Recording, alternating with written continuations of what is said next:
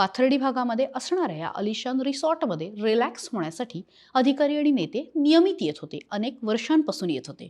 असं म्हटलं जातं की नाशिकमध्ये येणारे बहुतांश नेते या मालकाला भेटत होते आणि तिथे त्यांची सोय केली जात होती. मात्र या मालक नेत्याची कामं अडायला लागल्यावर किंवा पाहिजे तशी होत नाहीत म्हटल्यावर त्यांनी खोल्यांमध्ये कॅमेरे लावून ट्रॅप करायला सुरुवात केली.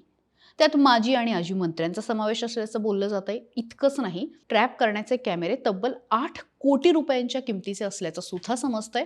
हा ट्रॅप बाहेर आला तर अनेक मोठे मासे गळाला लागतील यात शंका नाही. आता दुसरा हनी ट्रॅप आहे ठाण्यामधला. तिथे माजी होमगार्ड असलेल्या महिलेचा सहभाग असल्याचं सांगितलं गेलं. मदत मागण्याच्या हेतूने तिथे ओळख केली गेली, त्यानंतर बातचीत, मैत्री, मग कॉल आणि प्रत्यक्ष भेटून रिलेशन ठेवले जायचे. त्यातून पुढे ब्लॅकमेल व्हायचं असंही कळतंय. इतकंच नाही तर nude call, half nude call ते रेकॉर्ड केले गेले. यासोबत अनेक उच्चपदस्थ पोलीस अधिकाऱ्यांचा सुद्धा यामध्ये समावेश आहे. त्यांना ब्लॅकमेल केलं गेलं. थोडे थोडके नाही तर राज्यामधले 70 ते 72 अधिकारी यामध्ये अडकल्याचं बोललं जातंय. बऱ्याच ठिकाणी तक्रारही दाखल आहेत. पण आता याच प्रकरणामध्ये एक नवीन ट्विस्ट आलाय. आता या प्रकरणाला नेमकं धक्कादायक वळण काय लागलंय तर ठाण्यामध्ये ज्या महिलेचं नाव घेतलं गेलं, तिने आज करुणा धनंजय मुंडे यांच्यासोबत पत्रकार परिषद घेऊन काही गंभीर आरोप केले. त्यामध्ये तिने चक्क 2 पोलीस अधिकाऱ्यांचे फोटो दाखवत आपलं म्हणणं मांडलं.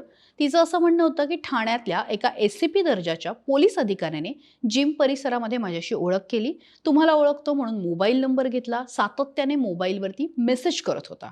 एक दिवस त्याने मला त्याच्या घरी चहा प्यायला बोलवलं. त्यानंतर तुम्ही माझ्या घरी चहा प्यायला यावं अशी माझ्या बायकोची इच्छा असल्याचं सांगितलं. महिलेशी बोलणं करून दिलं आणि त्यानंतर तिला चहा प्यायला बोलवल्यानंतर पाण्यामध्ये गुंगीचं औषध दिलं आणि त्याने आणि त्याच्यासोबतच्या एका सहकाऱ्याने तिच्यावरती लैंगिक अत्याचार केला. आता या सगळ्या प्रकरणामध्ये अजून एक ट्विस्ट आला. ते म्हणजे संजय राऊतांनी प्रफुल्ल लोढा या व्यक्तीसोबत मंत्री गिरीश महाजन यांचा फोटो ट्विट केला. प्रफुल्ल लोढावरती ऑलरेडी हनी ट्रॅप प्रकरणामध्ये काही गुन्हे दाखल आहेत. अर्थात त्याच्यावरचं स्पष्टीकरण पण आता महाजनांनी दिलेलं आहे. मात्र या सगळ्या प्रकरणामध्ये एकनाथ खडसे यांनी सुद्धा महाजनांवरती काही आरोप केलेले आहेत आणि एकूणच या प्रकरणामध्ये वेगवेगळे रंग भरायला सुरुवात झाली आहे. काही नावं यायला सुद्धा सुरुवात झाली. ठाण्यामध्ये माहिती नाही, पण नाशिकमध्ये या प्रकरणामध्ये अंतर्गत चौकशीला सुरुवात झालेली आहे आणि ती चौकशी होती अधिकाऱ्यांची. ज्या अधिकाऱ्यांनी त्या रिसॉर्ट मालकाच्या संबंधित असलेल्या संस्थांना मदत केली आहे त्यांची चौकशी होतीये. या हॉटेल व्यावसायिकाच्या जमिनी व्यवहारांबाबत सुद्धा सखोल तपास होणार आहे.